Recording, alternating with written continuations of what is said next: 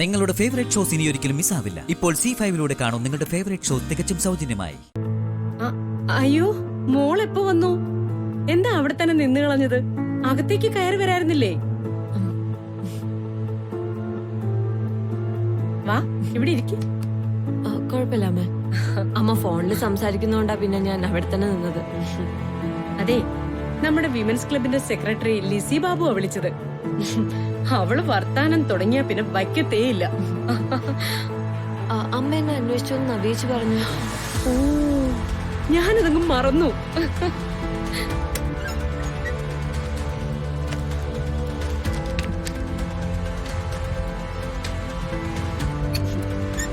പിടിക്കും. ഇതെല്ലാം ഞാൻ മോൾക്ക് വേണ്ടി വാങ്ങിയതാ. തുറന്നു നോക്ക്, എന്നിട്ട് ഇഷ്ടപ്പെട്ടോന്ന് പറ. ഇല്ലെങ്കിലും മാറ്റി വാങ്ങാവുന്നതേ ഉള്ളൂ.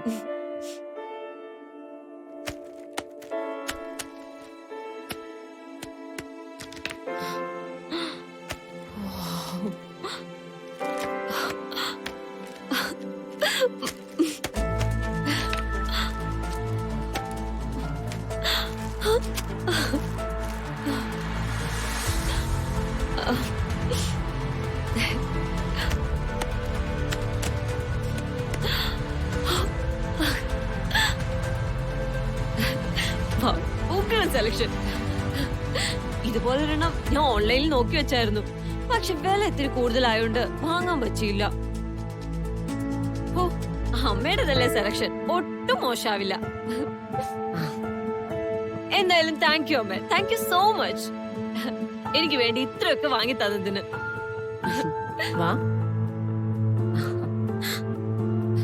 ഇനി അങ്ങോട്ട് നിന്റെ ഡ്രസ്സിംഗ് രീതിയൊക്കെ മാറണം. നവ്യയും സനുവും ഒക്കെ ഇടുന്ന ഡ്രസ്സസ് കണ്ടിട്ടില്ലേ? ആ സ്റ്റാൻഡേർഡിലേക്ക് നീയും ഉയരണം. അല്ലെങ്കിലും ഡ്രസ് എന്ന് പറഞ്ഞാ എനിക്ക് പ്രാന്താന്ന എന്റെ അമ്മ പറയാറ്. നിനക്ക് മുൻപ് ഈ വീടിന്റെ മരുമകളായിട്ട് കയറി വന്നത് നിന്റെ ചേച്ചിയാ. കയറി വന്ന ആറു പഴഞ്ചനായ അവളെ അടിമുടിയൊന്നും മാറ്റിയെടുക്കാൻ ഞാൻ ഒരുപാട് ശ്രമിച്ചതാ.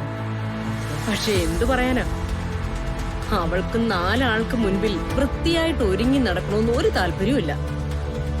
വെറുതെ ഒരു സാരിയും പുതച്ച് അമ്മച്ചിമാരെ പോലെ നടന്നോളൂ. അത് പിന്നെ ചേച്ചി പണ്ടേ അങ്ങനെ അമ്മ. ആള് വളരെ സിമ്പിളാണ്. ജീവിതത്തിൽ മിനിമലിസം വേണമെന്നുള്ള എത്തിക്സും കൊണ്ട് നടക്കുന്ന ആളാ ചേച്ചി. ആ എത്തിക്സ് കൊണ്ടൊന്നും ഈ കാലത്ത് ഒരു ഗുണവും ഇല്ല മോളെ. നാടോടുമ്പോ നടുവേ ഓടണം. നമ്മള് കാലത്തിനൊത്ത് മാറിയില്ലെങ്കിൽ അതിന്റെ നഷ്ടം നമുക്ക് മാത്രമായിരിക്കും. അതുകൊണ്ട് നീ ഒരിക്കലും നിന്റെ ചേച്ചിയെ റോൾ മോഡലാക്കാൻ ശ്രമിക്കണ്ട. ആ, വേറൊരു കാര്യം,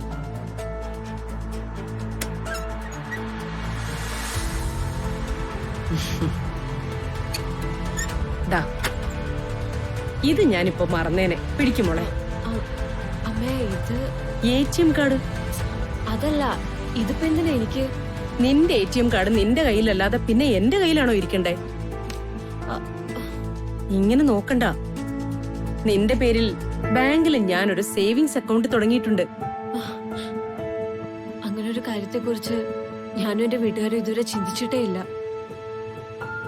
പണ്ടൊക്കെ ഷൂട്ടിങ്ങിനൊക്കെ പോകുമ്പോ അവര് തരുന്ന ചെക്ക് അതെല്ലാം മാറിയത് അച്ഛന്റെ അക്കൗണ്ടിലേക്കാ. ഇനിയിപ്പൊ അതിന്റെ ഒന്നും ഒരാവശ്യമില്ല. നിനക്ക് എന്ത് ആവശ്യത്തിനും ഈ അക്കൗണ്ട് ഉപയോഗിക്കാം.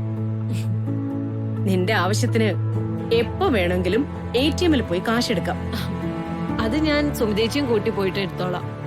നീ എന്തിനും ഇങ്ങനെ സുമിതയെ ആശ്രയിക്കുന്നത്? അതിന്റെ ചെറുപ്പം മുതലേ എന്റെ കാര്യങ്ങളൊക്കെ നോക്കിയിരുന്നത് സുമിതേച്ചിയാ. സുമിതേച്ചി കല്യാണം കഴിഞ്ഞു പോകുന്നത് വരെ എനിക്ക് ഒരു കാര്യം അറിയണ്ടായിരുന്നു. എന്റെ എല്ലാ കാര്യങ്ങളും ചേച്ചി അറിഞ്ഞു ചെയ്യായിരുന്നു. എന്നാ ഇനി മുതൽ അങ്ങനെ വേണ്ട. നിന്റെ കാര്യങ്ങൾ നീ തന്നെ സ്വയം ചെയ്യാൻ പഠിക്കണം. എന്തെങ്കിലും ബുദ്ധിമുട്ടുണ്ടെങ്കിൽ നിതീഷിനോട് പറയണം. ഇനി അങ്ങോട്ട് നിന്റെ കാര്യങ്ങളൊക്കെ നോക്കേണ്ടത് നിതീഷാ, അല്ലാതെ സുമിതയല്ല. ഇനി അവന് വല്ല തിരക്കുവാണെങ്കിൽ നീ എന്നോട് പറഞ്ഞാ മതി. ഒരു ബുദ്ധിമുട്ടും കൂടാതെ ഞാൻ ചെയ്തു തന്നോളാം.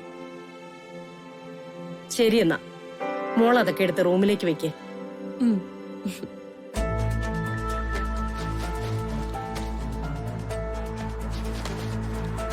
മോളെ, ഒരു പ്രധാനപ്പെട്ട കാര്യം കൂടി അമ്മയ്ക്ക് പറയാനുണ്ട്. നിനക്ക് തന്ന ഈ ATM കാർഡില് ഞാൻ കുറച്ച് കാശ് ഇട്ടിട്ടുണ്ട്. ഒരുപാടൊന്നുമില്ല, ഒരു 2 ലക്ഷം രൂപ, അത്രേ ഉള്ളൂ. 2 ലക്ഷം രൂപയോ? അതെ. നീ ഒയ്യാരത്തെ തറവാട്ടിലെ മരുമകളായിട്ട് ജീവിക്കുമ്പോ നീ നിന്റെ ആവശ്യങ്ങൾക്ക് വേണ്ടി ആരുടെ മുമ്പിലും പോയി കൈനീട്ടേണ്ടി വരരുതല്ലോ. അതിനെന്തിനാ അമ്മേ ഇത്രയും കാശ്? അതിരിക്കട്ടെ, നിനക്ക് ആവശ്യം വരുമ്പോ ചെലവാക്കാലോ. പിന്നെ കാശ് തീർന്നു പോകുന്ന കരുതി ചെലവാക്കാതിരിക്കണ്ട. അത് തീരുമ്പോ ഈ അക്കൗണ്ടിലേക്ക് പണം വന്ന് നിറഞ്ഞോളും.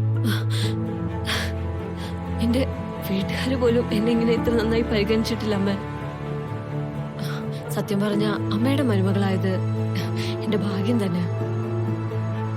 ഇത്രയും വലിയൊരു തുക അത് എന്റെ അക്കൗണ്ടിലേക്ക്, ഇതൊന്നും സത്യം പറഞ്ഞാൽ എനിക്ക് അങ്ങോട്ട് വിശ്വസിക്കാൻ പറ്റുന്നില്ല. നീ ഇതുവരെ ജീവിച്ച ഒരു ജീവിത സാഹചര്യത്തിലല്ല ഇനി അങ്ങോട്ട് ജീവിക്കാൻ പോകുന്നത്. ഇത് അതിന്റെ ഒരു തുടക്കമാണെന്ന് കരുതിയാ മതി. പിന്നെ ഞാൻ ഈ ATM കാർഡും കാശും തന്ന കാര്യം നീ വേറെ ആരോടും പറയണ്ട കേട്ടോ. പ്രത്യേകിച്ചും നിന്റെ ചേച്ചി സുമിതയോട്.